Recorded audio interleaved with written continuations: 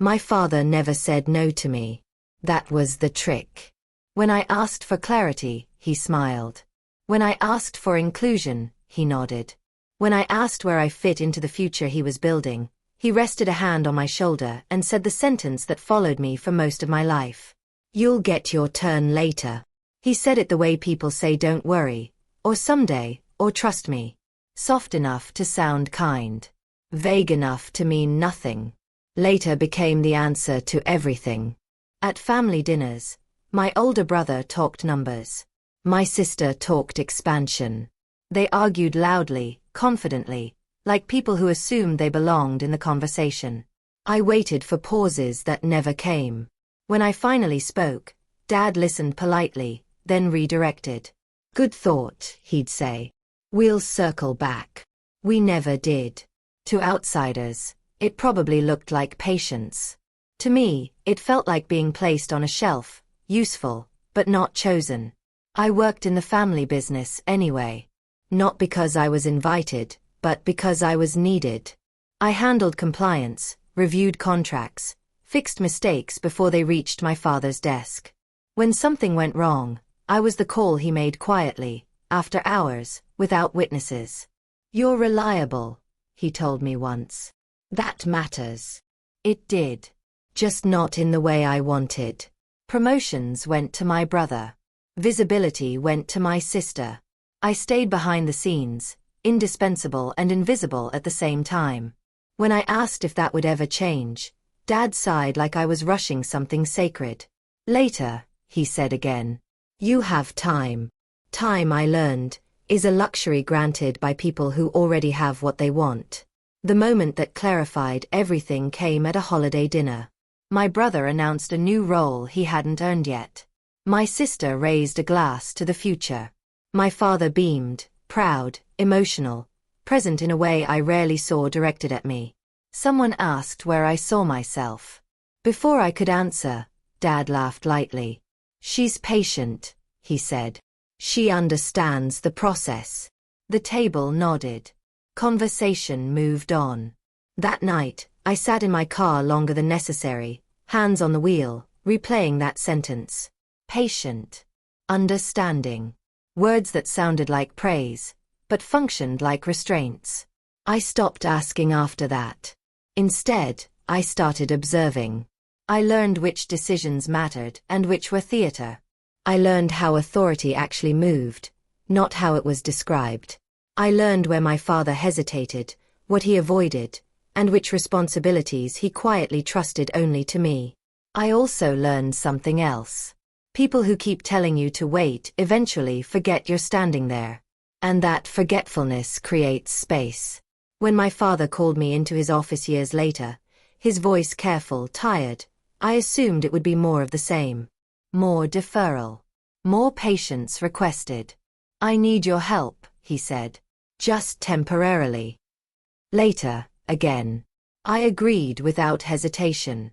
Not because I believed him this time, but because I had learned something he hadn't. Waiting had taught me how to prepare. And preparation, unlike patience, changes outcomes. I became useful long before I became visible. In the family business, usefulness was currency, but visibility was power, and power was rationed carefully. My father taught me the rules without ever stating them outright. Work hard. Stay loyal. Don't rush the timeline. The reward, he implied, would come when it was appropriate. I watched my siblings receive opportunities dressed up as trust. They were invited into meetings where decisions were already leaning their way. They were praised publicly for ideas I had refined privately. When mistakes happened, they were forgiven. When I prevented mistakes, no one noticed. I learned to stop needing applause. I learned to need accuracy instead. Late nights became normal. I reviewed contracts line by line, catching inconsistencies that could have cost millions. I learned regulatory language, compliance loopholes, expiration clauses. When auditors came, I was the one who prepared the binders. When vendors complained, I was the one who calmed them. My name never appeared on the agenda, but my fingerprints were everywhere. My father relied on that. He called me when things went wrong, not when they went well. He trusted me with problems, not recognition. In his mind, that was balance. Someone has to be steady, he told me once. Not everyone needs the spotlight. I nodded, even as I felt the ceiling lower. Outside the office, the family narrative hardened. My brother was the visionary. My sister was the negotiator. I was the dependable one. Dependable sounds safe until you realize it also sounds stationary. Still, I stayed. I told myself experience mattered. That patience would eventually be rewarded. That later was real. But patience without leverage is just waiting. The shift happened quietly, the way most turning points do. My father started forgetting details. Small ones at first. A deadline. A password. A conversation we'd had days earlier. He laughed it off, but he began copying me on emails he used to handle himself. Just in case, he said. Just in case became often. I noticed the systems beneath the surface. Who actually signed what? Which approvals were symbolic? Which processes kept the company alive? I documented everything. Not out of ambition, but out of habit. One evening, while updating records, I realized something unsettling. If I stopped showing up, nothing critical would move. If my siblings disappeared, the company would stall, but it wouldn't break. That distinction mattered. I didn't tell anyone what I'd realized. I kept working, refining, absorbing. The quieter I became, the more access I was given. No one guards doors they think you won't walk through. By the time my father admitted he was tired, truly tired, I had already mapped the terrain.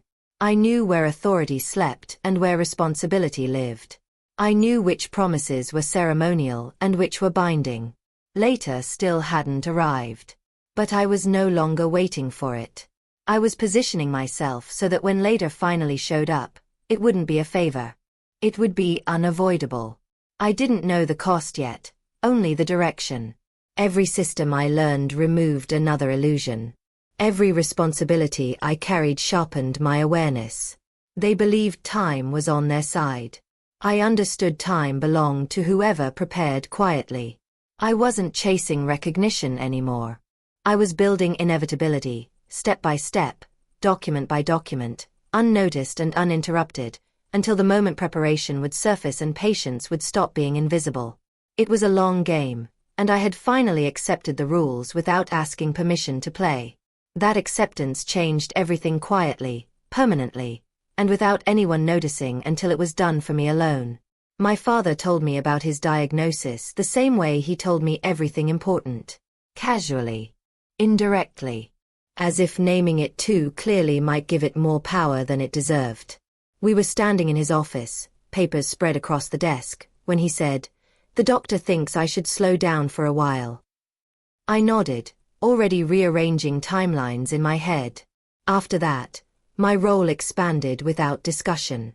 He asked me to double-check things, then to sit in just in case, then finally to take full control of internal operations. Not publicly. Quietly. The way he preferred problems solved. He still told my siblings he was fine. Still attended meetings with them. Still reassured everyone that nothing needed to change. But when deadlines loomed or contracts stalled, he called me. One evening, long after everyone else had gone home, he handed me a flash drive. "This has the most recent versions," he said. "Keep it updated." It wasn't until I opened the files that I realized how incomplete the structure was. The estate plan hadn't been touched in years. Assumptions had calcified into instructions. Roles my siblings no longer fulfilled were still rewarded. Responsibilities I carried daily weren't acknowledged at all. I didn't react. I didn't ask why. I did what I always did. I read everything. That's when I found the sentence. Buried in an appendix no one referenced anymore. A contingency clause tied to operational continuity. Dense language. Precise conditions. It was designed to activate only if specific responsibilities had been executed consistently, verifiably, and without interruption. It reordered distribution. Not equally.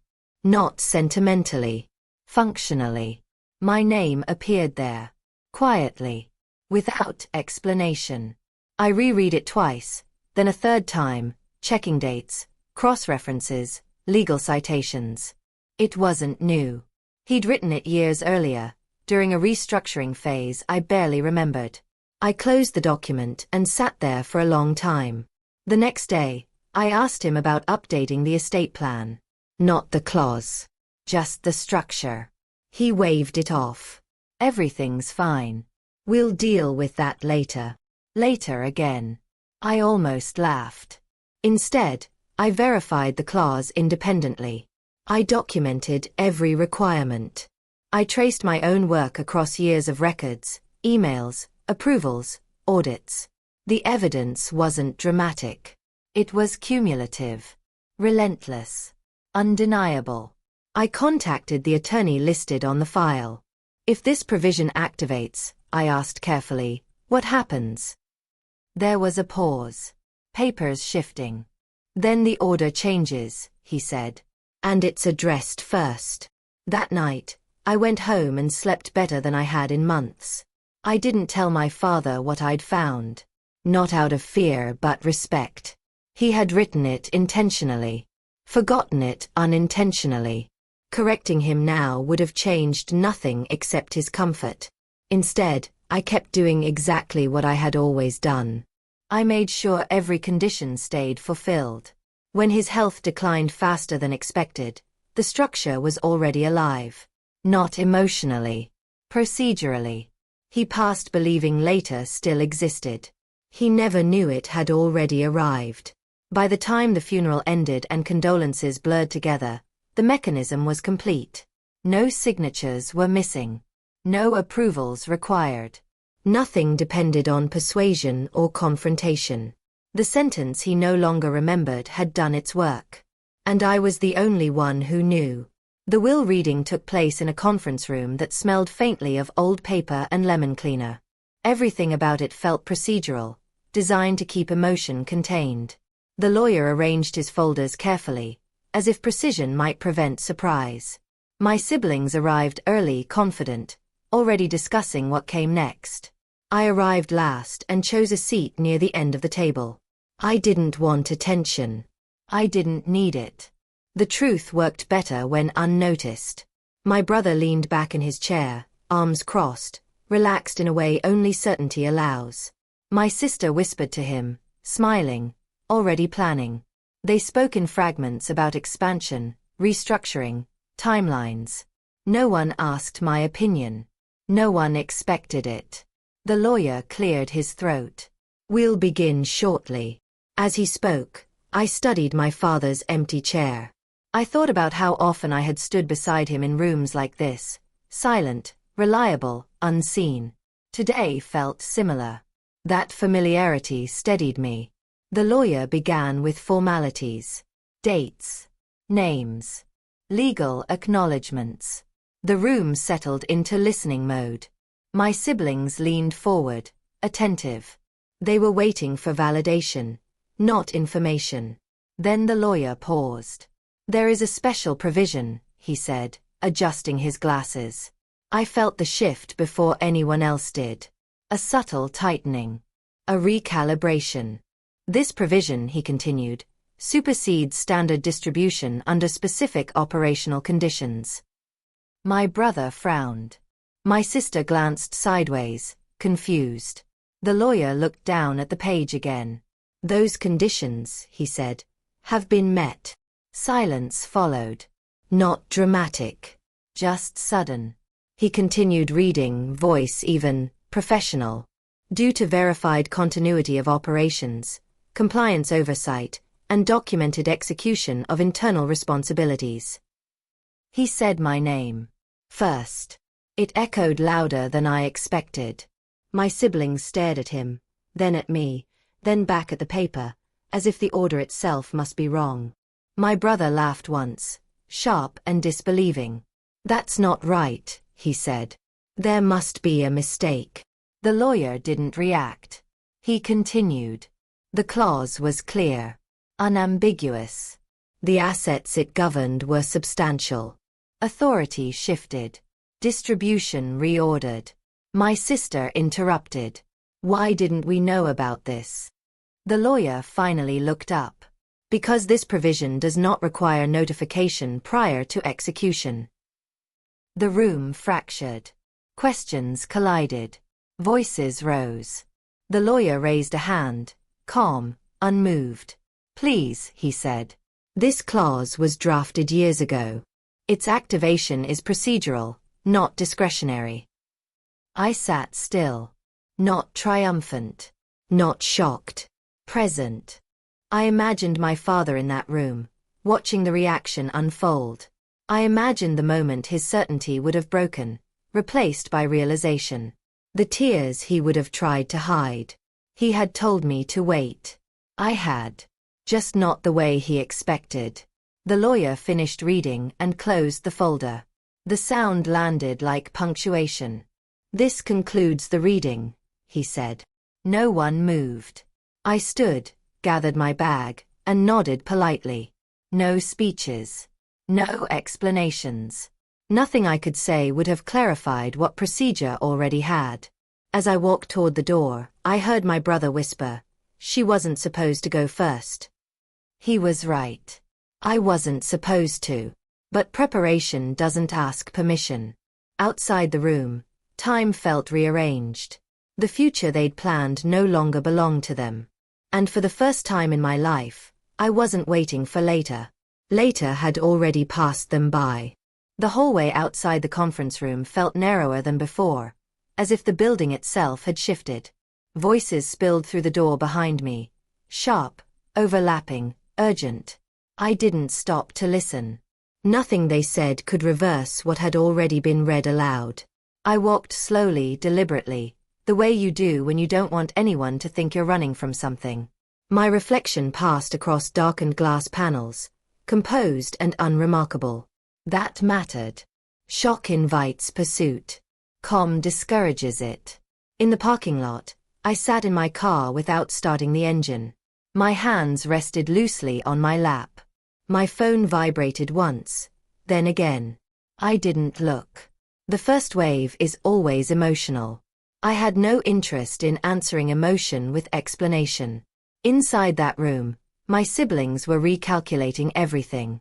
Not just numbers, but narratives. They were asking how, when, why.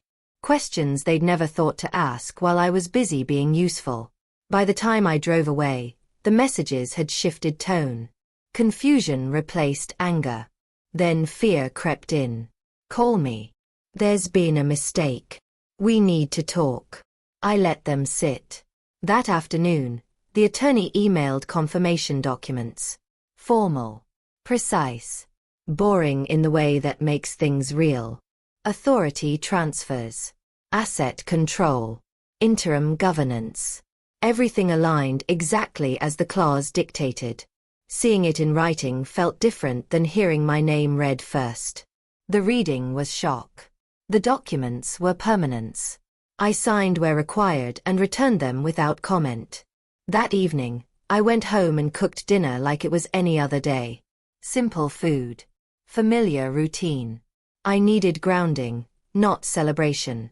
Outside, the city moved on, unaware that a family hierarchy had quietly collapsed. Later, I checked my phone. My sister had left a voicemail. Her voice sounded smaller than I remembered.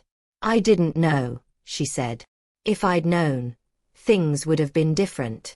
I believed her. But not in the way she meant. They would have treated me differently. Included me sooner.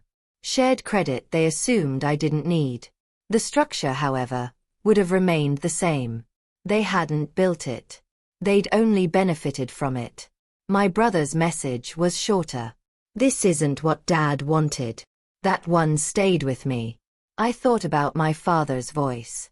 About later. About patience. About the sentence he wrote and forgot. Wanting and planning are not the same thing. He wanted harmony. He planned for continuity. Continuity doesn't care about feelings. The next morning, I returned to the office early. Staff greeted me the same way they always had, unaware of the shift. That was fine. Change works best when it's gradual. I reviewed reports, signed approvals, answered questions. Nothing dramatic happened, and that felt right. Authority doesn't need announcement when it's already justified.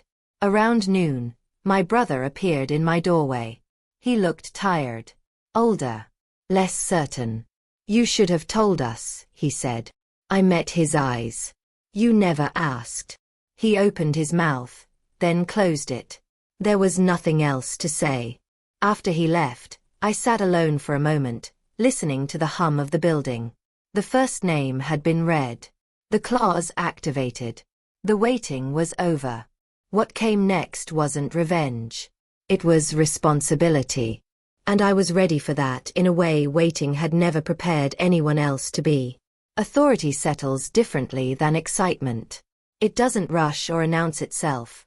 It rearranges habits first. The morning after the reading, the building felt the same, but people moved more carefully, as if the walls were listening. Emails came slower. Questions came softer. No one said my name out loud, but everyone waited for it to appear at the bottom of a decision. I didn't change my routine. I arrived early, reviewed reports, signed what needed signing. Familiarity steadied everyone, including me. Shock burns energy quickly. Stability absorbs it. By mid-morning, work had replaced disbelief, and that was intentional. My sister tried again that afternoon. She stood in my doorway, arms folded, eyes searching for the version of me she could negotiate with. "We should talk strategy," she said. "Together." "Later," I replied gently.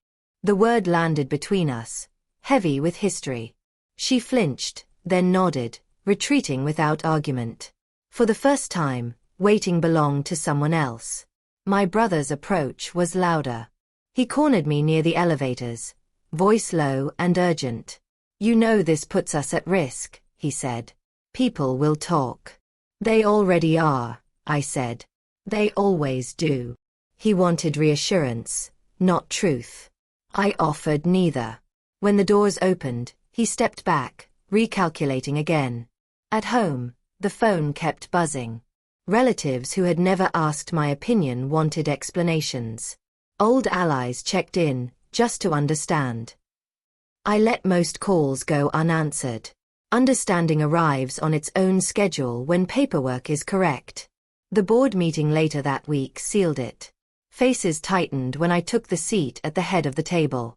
I acknowledged everyone, outlined priorities, and asked for reports. No speeches. No corrections. Competence is disarming when it's calm. Questions followed. Some were sharp, others sincere. I answered each plainly, citing data, timelines, obligations. By the end, resistance had thinned into attention. Attention is the beginning of respect. That night, I visited my father's house to collect remaining files. The rooms felt smaller without him, quieter in a way that held memory without accusation. I found an old notebook in his desk, margins filled with reminders in his handwriting. Prepare. Verify. Don't rush. I closed it gently. I understood him better now. He hadn't trusted feelings to endure pressure. He had trusted systems. And he had trusted me to keep them standing, even if he never trusted himself to say it aloud. The family narrative shifted again after that. Not toward praise, but acceptance. Invitations changed tone. Advice became optional. The air cleared of urgency. I didn't celebrate their adjustment. I focused forward. Authority, once settled, demands maintenance. It asks for consistency, not victory laps. Late one evening, alone in the office, I allowed myself a single breath of relief. Waiting had ended, but responsibility had begun. The difference mattered. I shut off the lights and locked the door, carrying nothing with me but certainty. Tomorrow would bring new questions, and I would answer them the same way I always had, prepared, precise, and without asking for permission. I knew there would be resistance later, quieter and more strategic, but that no longer frightened me. Fear belongs to uncertainty, and uncertainty had left the room. I had facts, authority, and time aligned. Whatever followed would be work, not waiting. I welcomed that trade. It was cleaner. It was honest. And it meant the story would move forward on my terms, measured and deliberate, without apology, without delay, and without asking anyone else to decide when my turn was supposed to begin. I intended to keep it that way for the rest of time. The last conversation I had with my father replayed in my mind more often than I expected. Not because it was emotional, but because it was unfinished. He had been sitting in his office chair, hands folded over his stomach, eyes closed as if resting. "You're doing well," he said. "Just don't rush things." I remembered nodding. Always nodding. Now, weeks after the will reading, his absence felt different. Not heavy, but exposed. Without him, the delays, the deferrals, the careful ambiguity he used to manage everything were gone. What remained were structures he'd built and never fully explained. The company adjusted faster than the family did. Employees adapted to clarity. Decisions landed. Processes tightened. The uncertainty that followed the reading dissolved into routine. Routine builds trust. Trust builds momentum. At home, though, the air stayed unsettled. My sister invited me to dinner one evening. "Neutral territory," she said. "A reset." I agreed, not because I needed it, but because I was curious what she would say without an audience. She poured wine she barely touched. We sat across from each other, the table too large for two people pretending not to measure distance. "He always meant well," she said finally. "I know," I replied. "You have to understand," she continued. "He didn't think like this. He didn't plan for it to happen this way." I considered that. "He planned more than you realize." She looked down, fingers tracing the rim of her glass. "I didn't think you wanted more." The honesty surprised me. "I didn't think you noticed what I wanted," I said. Silence stretched, not hostile, just revealing. After that, the conversation softened. Not into reconciliation, but clarity. She wasn't angry anymore. She was adjusting. That mattered more. My brother took longer. He avoided me publicly, then reached out privately weeks later with a message that felt rehearsed. "I keep thinking Dad would have handled this differently." I typed and deleted 3 responses before settling on the truth. "He did handle it," I wrote. "Just not out loud." He didn't reply. Standing alone in my office one night, I opened the file with the clause again. I read it slowly, line by line, not as proof, but as context. My father hadn't written it impulsively. It wasn't punishment or favoritism. It was an insurance policy for continuity, for survival. And he'd trusted me to be the condition. That realization shifted something inside me. Not pride. Responsibility deepened when I understood the weight of that trust. I visited his grave the following weekend. No flowers. No speeches. Just a quiet acknowledgement. "You said later," I told the stone. "You were right. Just not the way you meant." The wind moved through the trees, indifferent and honest. On the drive home, I felt something settle completely. The waiting room I'd lived in for so long no longer existed. There was no door behind me to reopen. No version of myself still standing in line. Later had finally spoken, and it had said enough. That night, I slept deeply for the first time in months. The next morning, I returned to work and approved a proposal my father had postponed for years. Not rushed. Just timely. I smiled at how simple that felt. I understood now that his tears, if he had been there, wouldn't have been regret alone. They would have been recognition. Recognition that the daughter he kept asking to wait had quietly become the one who didn't need to anymore. And that truth, finally spoken, changed nothing and everything at once. The world didn't pause after everything settled. That was the strangest part. There was no dramatic shift, No applause, no announcement declaring that my turn had officially arrived. Instead, life continued at its usual pace, as if nothing monumental had happened. And in that normalcy, I understood the final lesson my father never articulated. Power doesn't need witnesses. Weeks passed. Then months. The company stabilized in ways no one commented on out loud. Projects that had stalled for years moved forward. Risks were assessed instead of avoided. Decisions were made without being delayed by fear of upsetting someone else's expectations. People adjusted because clarity is easier to follow than hierarchy built on assumption. My siblings found their footing again, just not where they once stood. My sister focused on what she did best, negotiations without entitlement. My brother learned limits the hard way, then recalibrated. We weren't close, but we were functional. That was enough. At a family gathering near the end of the year, someone joked about how patient I'd always been. The word floated between us, lighter now, stripped of its old weight. I smiled politely, but it no longer belonged to me. Patience had been a phase. This was intention. Later that evening, alone on the balcony, I thought about the version of myself who had waited so long for permission that never came. The one who believed fairness arrived on schedules set by other people. I wished her peace, but not return. She had done her work. My father's voice still echoed sometimes, but differently now. Not as instruction, as context.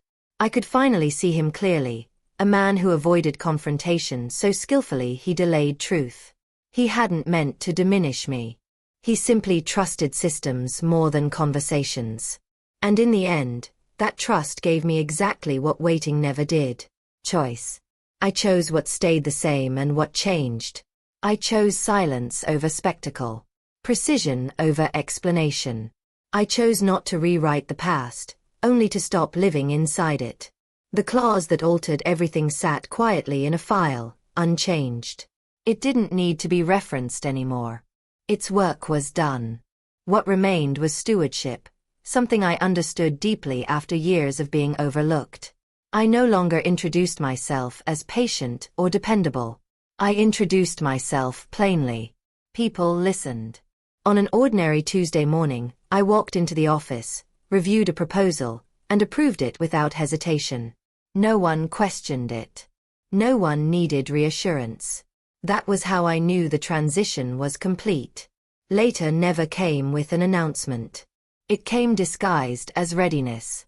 I thought once that my father crying would have been the most satisfying ending. That seeing him realize what he'd postponed would bring closure. Now, I know better.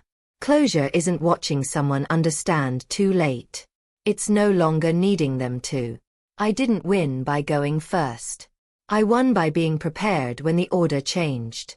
And that lesson stayed with me, long after the whispers faded and the shock dissolved into routine. My turn didn't arrive because someone allowed it. It arrived because I had built something solid enough to stand on its own. That was the inheritance that mattered. Everything else was paperwork. Thanks for listening. Don't forget to subscribe for more stories like this.